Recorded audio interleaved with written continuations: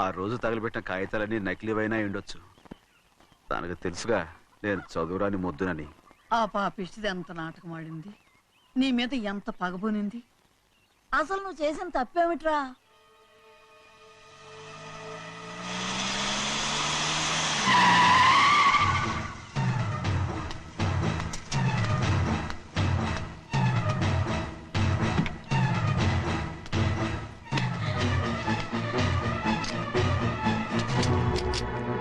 నేనా నీ వెంటబడి తిరిగాను?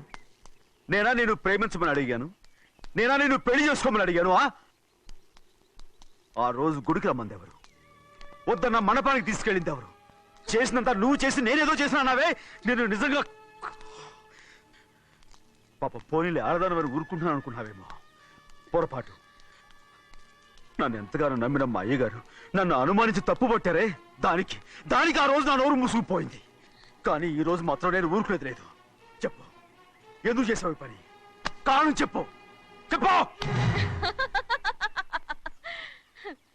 ఒకే ఒక్క కారణం, నిన్ను మా ఇంట్లోంచి వెళ్ళగొట్టాలి.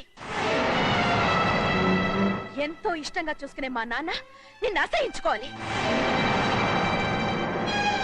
మా అక్క కుటుంబం 15 సంవత్సరాల నుంచి మా నాన్నకు దూరంగా ఉండటానికి కారణం నువ్వు. అంతేకాదు, మా అమ్మ మాకు లేకుండా పోవడానికి కారణం కూడా నువ్వే. అలాంటి నీకు మా ఇంట్లో రాజ మర్యాద, అందరి మీద అధికారం.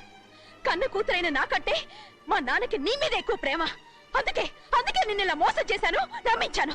అర్థమైందా? Good bye.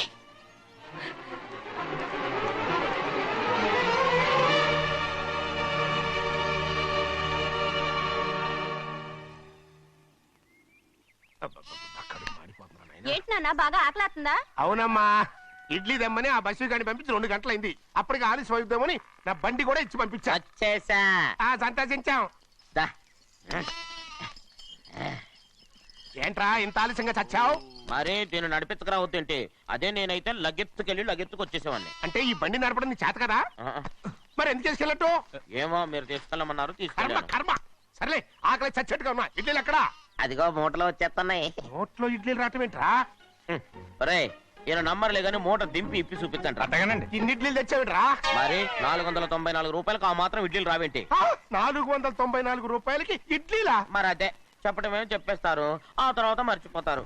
మని నాగమణి. నాగమణి ఏంటండి? ఏంటంట? అప్పుడు మీ నాన్న నాతో ఏం చెప్పాడు? ఉండండి, ఆలోచించుకుని చెప్తాను. ఏంటమ్మా, ఫ్లాష్ బ్యాక్ వెళ్తున్నావా? అవును. బాబా ఆకలేస్తుందిరా. ఆ రామస్వామి హోటల్కి వెళ్ళి కాస్త తెచ్చిపెట్టు. నాకు కూడా ఆకలిస్తుందండి. నువ్వేదైనా తిని నాకు మాత్రం ఒట్టి ఇడ్లీ పడరా. ఇదిగో ఈ నోటు ఎంతో తెలుసా? నేనేమన్నా తెలివి తక్కువ అనుకున్నారా? 500 నోటు. అబ్బో, నువ్వే దీన్ని అచ్చుకుతున్నట్టుగా మాట్లాడుతున్నావే. చాలా ఆకలేస్తున్నాయి, బండేసుకెళ్ళి తొందర తీసినప్పా. ఇదండి జరిగింది. చిల్లర లేదు కదా అని 500 రూపాయలు నోటు ఇచ్చి పంపిస్తే మొత్తం ఇడ్లీలు పట్టుకొస్తా ఉంటా. నీ నోట్స్ చెప్పు. వద్దు నాన్న, కొట్టకు నాన్న. ఆకలేసేస్తుందమ్మా. చట్నీ సాంబార్ ఇదిరా? ఇచ్చాడండి. ఇది నేనే వద్దన్నానండి. ఎందుకని? మరి అదే మళ్ళీ మర్చిపోయారు. నాగమణి, మీ నాన్న నాతో ఏం చెప్పాడు? అయ్యో అయ్యో, చట్నీ సాంబార్లని ఎన్ని సార్లు ప్యాక్ పెట్టుకెళ్తారా? ఏదైనా తిని నాకు మాత్రం ఉట్టి ఇడ్లీ పడరా. ఇదిగో ఆయనకు అర్థమయ్యట్టు మళ్ళీ చెప్పు. నాకు మాత్రం ఒట్టి ఇడ్లీ పడరా. అయ్యో, నువ్వు నా కంటి ముందు చెప్పా. ఆయనతో పాటు నేను బయటికి వెళ్ళిపోతాను. ఎందుకంటే ఆయన నేను మీ దిక్కుమాల ప్రేమ కథ వినే ఓపిక ఎవ్వరికి లేదమ్మా. అయినా నువ్వు అనేది ఏముందిలే, అతను లేకుండా నేను బతకలేను అంటావు, అంతే కదా? అయితే ఒక కండిషన్ రా. ఏంటి? నువ్వు చాలా తెలియగలవాడవని ఈ ప్రపంచానికి, నీ ముఖానికి ప్రపంచం దాకా ఎందుకు గాని ఈ ఊళ్ళో నిరూపించుకో. నా కూతురు నీకు ఇచ్చి పెళ్లి చేస్తా. వాకే వెరీ వీచి. అయితే నువ్వు ఇంటి బయటికి వెళ్ళరా. బయటకెళ్ళా. రండి. అయ్యయ్యో, నా కాళ్ళు చేతులు ఆటం లేదే. మీరెందుకు వచ్చారు అయ్య గారు? కబురు పెడితే నేనే వచ్చేదాన్నిగా. కూర్చోండి అయ్యా, కూర్చోండి. చిన్నయ్య టౌన్కి వెళ్ళాడు, ఏదో కొట్లో పని చేస్తున్నాడు. దాన్ని ఎవడు మర్చగలడు? నేనేం వాడిని చూడటానికి రాలేదు, నిన్ను చూడటానికి వచ్చాను. అవును, వారం వారం డబ్బుల కోసం వచ్చేదానివి 2 వారాలుగా ఎందుకు రాలేదు? అయినా నా బాధ్యత నేను చెయ్యాలిగా. ఇదిగో తీసుకో. డబ్బొద్దండి. నీ మనవడిని నేను ఇంట్లోంచి తరిమేశాను వద్దంటున్నావా? ఇది నీ మనవడి కోసం కాదు, నీ కొడుకు కోసం నేను చెయ్యాల్సిన బాధ్యత. ఆనాడు ఊరంతా నా బిడ్డ తప్పు చేశాడన్నా మీ మనసుకి మాత్రం తప్పు చేశాడనిపించలేదు. ఈ రోజు నా మనవడు కూడా ఏ తప్పు చేయలేదు. ఆ విషయం మీరు తెలుసుకుని వాడిని ఏ రోజు పనిలోకి రమ్మంటారో ఆ రోజే డబ్బు తీసుకుంటాను. నీ మనవడు చేసింది నేను కళ్ళారా చూశాను. దాని గురించి మాట్లాడాలంటే నాకే అసహ్యంగా ఉంది. డబ్బు తీసుకుంటావా లేదా? వద్దు బాబు. ఈ రోషమనాలో నేను చూస్తాను.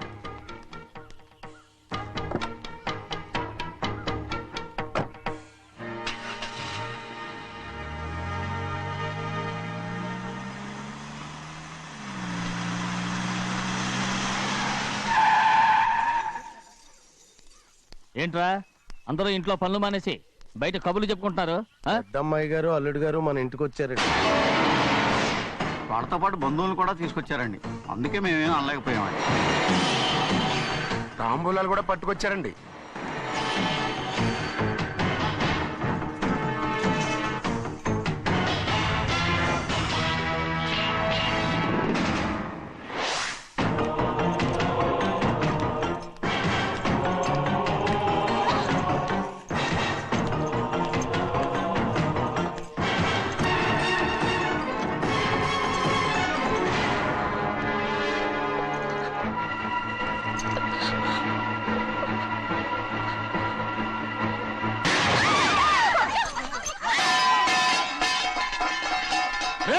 అయ్యా 15 ఏళ్ళైంది బంధాలు తెగిపోయి. ఎంత ధైర్యం ఉంటే మళ్ళీ ఈ ఇంట్లో అడుగు పెడతారు? ఎవరు రాయి గాడిదల్ని లోపల రానిచ్చింది? ముందు వీళ్ళందరినీ మెడబెట్టి బయటికి గెట్టేయండి. నేనే వాళ్ళని రమ్మన్నాను. ఎందుకు రమ్మన్నావు? నా పెళ్లి గురించి మాట్లాడడానికి. నీ పెళ్లి గురించి మాట్లాడటానికి వాళ్ళెవరు? నా తోడ పుట్టింది మీ కన్న కూతురు. దాని మెడలో తాళి పండే రోజునే ఆ వర్షం మారిపోయింది. తాళి కట్టించుకుని వేరే ఇంటికి వెళ్ళినంత మాత్రాన మీ కూతురు కాకుండా పోతుందా? ఈ విత్తనవాదం వద్దు. రమ్మని చెప్పి నువ్వే వాళ్ళని పంపని చెప్పు. అంత కాని పని మేమేం చేశాం బావా? ఇంకోసారి బాగా అంటే మర్యాద తక్కదు. మీ చిన్న కూతురు పరుగు పోయినప్పుడు ఏమైందో ఈ మర్యాద? అది నా సొంత విషయం రా.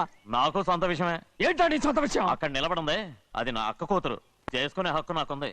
అందుకే పిల్లని అడగడానికి వచ్చాం. చెప్పు తీసుకొడతాను. మీ అక్క పోయిన రోజునే ఆ బంధాలు తెగిపోయాయి. నా కూతుర్ని ఎవరికి కట్టబెట్టాలో నాకు బాగా తెలుసు. కానీ నా పెళ్లికి నా ఇష్టం కూడా ఉండాలి నాన్న. ఓహో, వీడిని ఇష్టపడ్డావన్నమాట పెళ్లి చేసుకోవటానికి. కాదు, తల్లి ప్రేమకి ఎలాగో నోచుకోలేకపోయాను. అట్లీస్ట్ ఆ ఇంటికి కోడలుగా వెళ్ళి అక్కలోనైనా అమ్మని చూసుకుందామని ఆశపడ్డాను. నీ ఆశ నే బతుకున్నంత కాలం తీరదు. ఎందుకు తీరదు? నా పెళ్లికి మీ అనుమతి అవసరం లేదు. నేనిప్పుడు మేజర్ని. ఎవరితో మాట్లాడుతున్నావే? ఆయన మనకు జన్మనిచ్చిన తండ్రి. ఆయనకిష్టం లేకుండా నీ పెళ్లి జరిగిపోతుంది అనుకుంటున్నావా? నువ్వు మేజర్ అంటున్నావే. ఇంతవరకు నిన్ను చదివించి పెద్దదాన్ని చేసింది ఎవరు?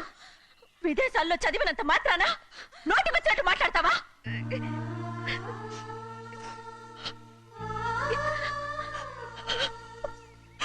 నన్ను క్షమించండి నాన్న.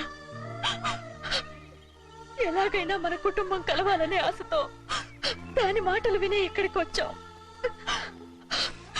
మీ ఇష్ట ప్రకారమే ఎవరికైనా ఇచ్చి పెళ్లి చేసి దాన్నైనా చివరి దాకా మీతోనే ఉంచుకోండి.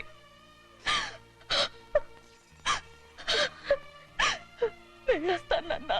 ఎందుకు వదినా వెళ్ళొస్తామని చెప్తున్నావు? ఈ జన్మలో ఇక్కడికి రాలేమని తేలిపోయింది కదా. వెళ్తామని చెప్పు.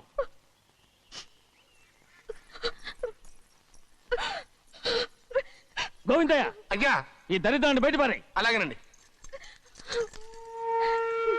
నన్ను క్షమించండి నాన్న. ఊరుకోమ్మా, ఏదో తెలియక చేసావు, పర్వాలేదు. ఏమైందిరా అంతరాట పరిగెత్తున్నారు? ఉండవా? ఏమయ్యా ఏంటి అంతరాట పరిగెత్తున్నారు? నువ్వు నాకు అగనిస్ట్ పార్టీ. నేను నీకు చచ్చినా చెప్పకూడదు. అయినా వయసులో పెద్దవాడు అడుగుతున్నావు కాబట్టి చెప్తున్నాను. మన బసవాడు లేడు, వాడు పండిస్తున్నాడంట. అగా బసోడు ఏంటి? కొండ ఎత్తడం ఏంటి? ఏ ఎగతాళిగా ఉందా? నేను ఎగతాళి చేయడం కాదండి, ఊరంతా పరిగెడుతున్నారు. పైగా 10 రూపాయలు టికెట్ అంట. బసోడు కొండ నేను తీసుకెళ్ళి చూపిస్తాను. నా కూతురా. ప్రశాంతంగా ఉండండి, ప్రశాంతంగా ఉండండి. ఆంజనేయ స్వామిలకు పండక్కాలి, బాగా ఒళ్ళు పట్టంటారా.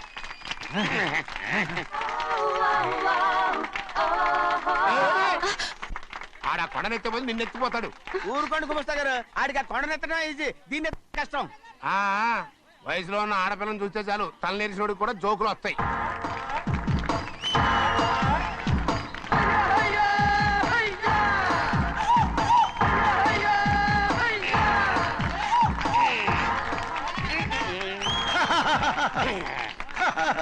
రెడీ. ఏంట్రా రెడీ? కొండనెత్తు. ఓ 50 మందిని పిలవండి. ఎందుకు? ఆ కొండను తెచ్చి నా చేతుల మీద పెట్టడానికి. అప్పటి నుంచి నేను చెబుతూనే ఉన్నా ఇది ఫిట్టింగ్ ఏదో పెడతాడు అని. ఒక్కడనా నా మాటనారా? ఊరుకోవా, నీ కూతురని మాటలేదు, మేమే వింటాం. ఇది ఒక పిచ్చి కొయ్యి. ఏంటి 50 మంది వల్ల కాదా? అయితే ఊరు మొత్తం వచ్చి ఆ కొండను తెచ్చి నా చేతుల మీద పెట్టండి, అప్పుడు నేను ఒక్కనే ఎత్తుతాను.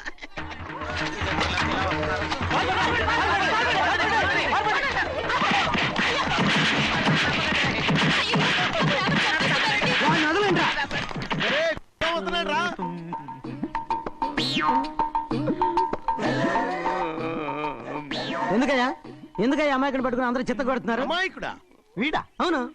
స్వామి స్వామి, మా వారిని రక్షించినందుకు చాలా థ్యాంక్స్ అండి. ఇలారా ఏ స్కూల్లో చదువుతున్నారా? Coeducation. అదే కరెక్ట్. Correct correct correct. ఇటు ఇటు ఇప్పుడు మాట్లాడు. నీ కూతుర్ని ఇతనికి ఇచ్చి చెయ్యాలి అంటే ఇతను తెలివైన వాడని నిరూపించుకోమన్నారుగా. అవును. ఇప్పుడు నేను చెప్తున్నాను, ఇక్కడున్న మీ అందరికంటే ఇతనే తెలివైన. ఎలాగా? ఆంజనేయుడు తప్ప ఆ కొండను ఎవరైనా ఎత్తగలరా? చేయలేని దాన్ని చేయగలనని చెప్పి మీ అందరిని నమ్మించి ఇక్కడ తీసుకొచ్చాడే, ఇతను తెలివైనడు కదంటారా? ఇది తీవ్రంగా ఆలోచించవలసిన విషయం. కరెక్ట్. ఒక తెలివైన వాడే ఎదుటి వాళ్ళని తెలివి తక్కువ వాళ్ళని చేయగలడు. He is very bright. ఇప్పుడైనా ఒప్పుకుంటారా? ఒప్పుకున్నట్టే, గుండె మీద చేసుకున్నాడు కనుక. స్వామీజీ స్వామీజీ, మీ ఆశీర్వాదం ఉంటే వచ్చే వారం నేను నీళ్ల మీద నడుస్తాను, ఆపై వచ్చే వారం భూమి మీద ఈదుతాను. అలాగా? ఏది నీళ్ళల్లో నడు చూద్దాం. ఇక్కడ నీళ్లు లేవే. నువ్వు నీళ్లలో నడుస్తావో నేల మీద ఎత్తావో నాకు అనవసరం. నా కూతురుతో నువ్వు సరిగ్గా నడుచుకుంటావా లేదా? స్వామీజీ చెప్తే నడుచుకుంటాను. స్వామిలాగా మాత్రం నడవకు. ఈ జన్మలో చస్తే నీకు పెళ్ళి అవుతుంది. చేతులు కలపచ్చుగా, భజన వాయించండి. వెళ్ళొస్తాను. ఏంట్రా? అది నా పెళ్ళం చెయ్యి. ఓ సారీ, నా చేతి కర్ర అనుకున్నాను. స్వామీజీ అంటే వీడు కర్రను వదిలేసి కన్నీని ఎత్తుకెళ్తున్నాడు.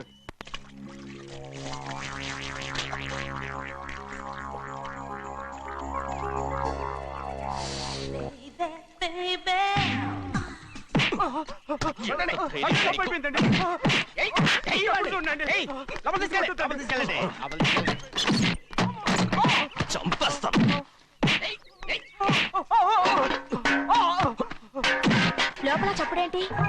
అమ్మా, అయ్యగారు లోపల టీవీ చూస్తున్నారమ్మా. ఇంత పెద్ద సౌండ్ తోనా? అంటే అది ఇంగ్లీష్ పిక్చర్ కదమ్మా, అప్పుడు డిషం డిషం అని అన్ని అలాగే ఉంటాయమ్మా. ఇంత పొద్దున్నే సినిమా చూస్తున్నారా? అంటే రాత్రిపూట వేరే సినిమాలు వస్తాయి కదమ్మా, అందుకని పొద్దునే చూస్తున్నాను అనమాట. సరే జరగండి. ఎందుకంటే కాఫీ ఇవ్వాలి.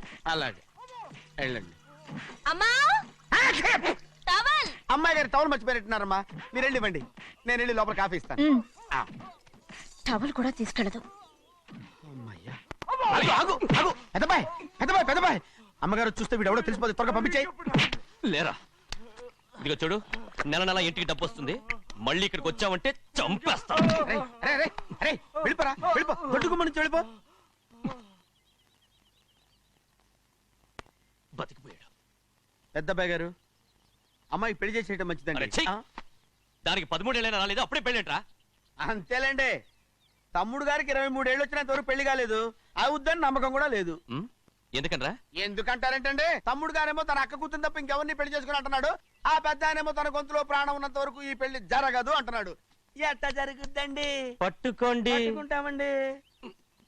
ఆ ముసలాడు బతికినంత వరకు జరగదు, చస్తే జరుగుతుందిగా. నేను చాలా ఓపిక పట్టి చూశానురా. ఆ ముసలాడు కూతురికి వేరే సంబంధం చూస్తున్నట్ట. అది నా అక్క ఆస్తి, నేనెలా వదిలిపెడతాను? మీకు కావాల్సింది అమ్మాయి ఆస్తా? రెండు కావాలి. ఓహో. నువ్వేం చేస్తావంటే మన లంక మనుషుల్ని తీసుకెళ్ళి ముసలాడేసి. అమ్మో వద్దు, ఈ విషయం చిన్నయ్యకి తెలిసిందంటే రఫ్ ఆడించేసి బాక్స్ బదులు కొట్టేస్తాడు బాబు. నన్ను ఇరికించొద్దు, మీకు పుణ్యం ఉంటుంది. అలాగైనా చచ్చిపోరా. బాబా రే, చిన్నయ్య మనకన్నా రోషం ఉన్నవాడ్రా. వాడు పెద్ద ఆయన ఊసు కూడా రాడు. ఎందుకైనా మంచిది చిన్నయ్య ఊర్లో లేనప్పుడు చూసి వేసేసి.